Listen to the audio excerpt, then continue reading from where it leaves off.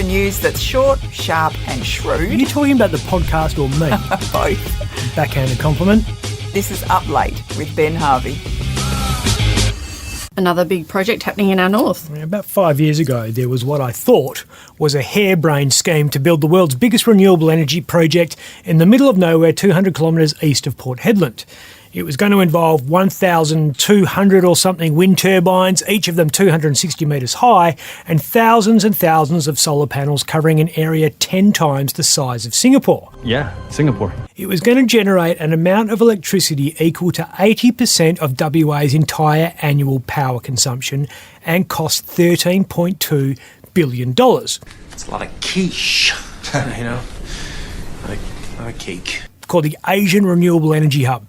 The power was going to be sent via subsea cable to the Indonesian island of Java. And I thought it was total and utter bullshit.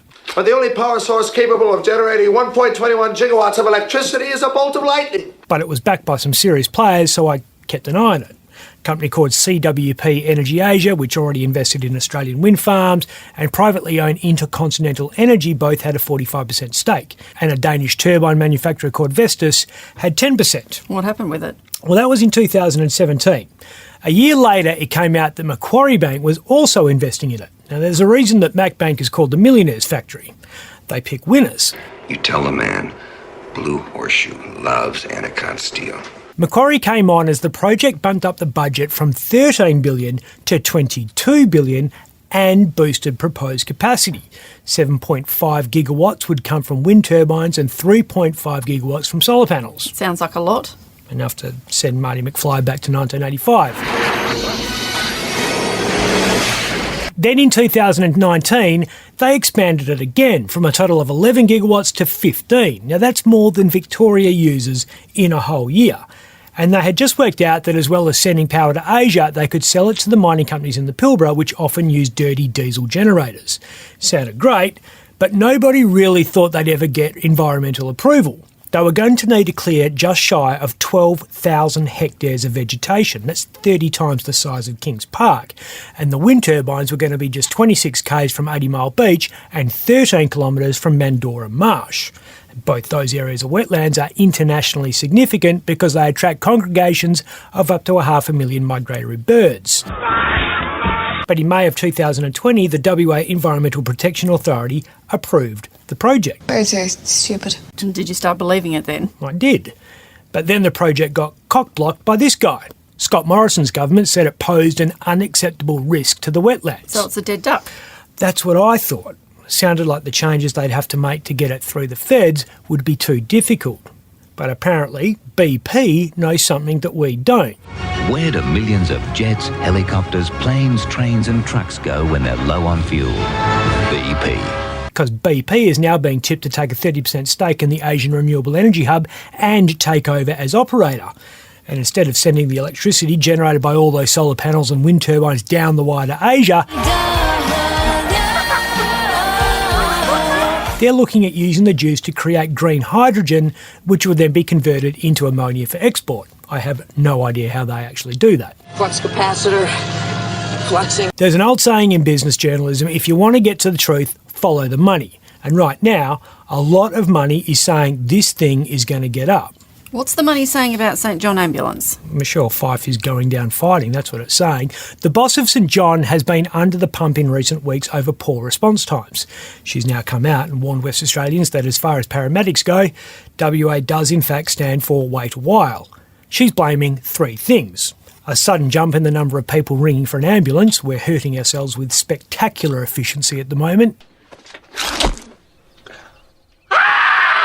A record number of ambulances ramped outside EDs. That ties up crews because they can't drop a patient and run. We got a bleeder! Keep the pressure on, keep it on. And of course, COVID, which has seen 10% of their staff off the roster because they've got the bug and more stood down because they're isolating.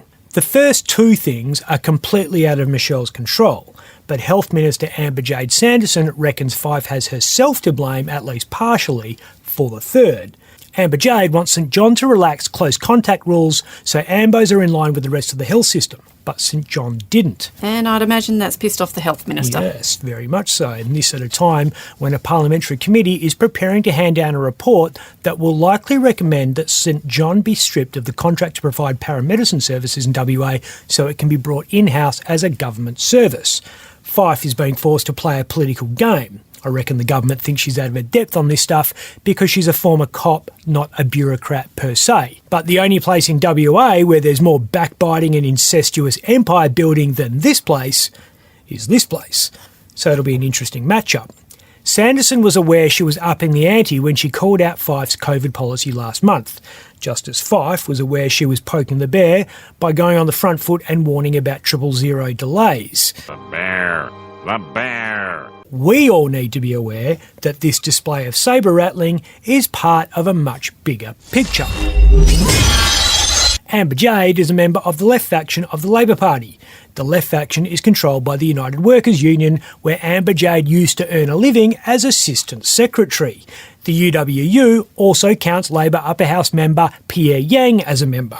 Pierre is chair of the parliamentary committee that is about to independently conclude that it's in the best interests of WA public health that the ambulance service is run by the government. That will mean thousands of ambulance officers become public servants, which will mean more members of the UWU, and those members will pay a lot more in union fees, and a lot of those fees will be donated to the Labor Party, which will use the money to get Amber Jade Sanderson and Pierre Yang re-elected at the next election. You're always so cynical. You know what they say. Always back self-interest because at least you know it's trying. And a bit of self-interest in forming the feedback on last night's show. On Up Late, we bag the shit out of everyone. Politicians, the Premier is full of crap. Bikies, every bikie who is pissed off at that legislation, which is to say every bikie, should have a little talk to old mate Dane next time they run into him. Business executives, Nev's on a leave of absence from those companies while Mike and John work out what to do. Billionaires. He's got $120 worth of blueberries and raspberries on the table. With that much roughage, he's going to be generating a few carbon emissions of his own. And it's just par for the course.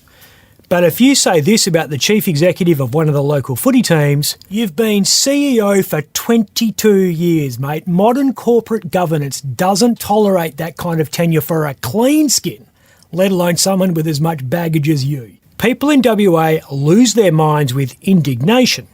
Every one-eyed, thin-skinned Eagle supporter... Is there another kind?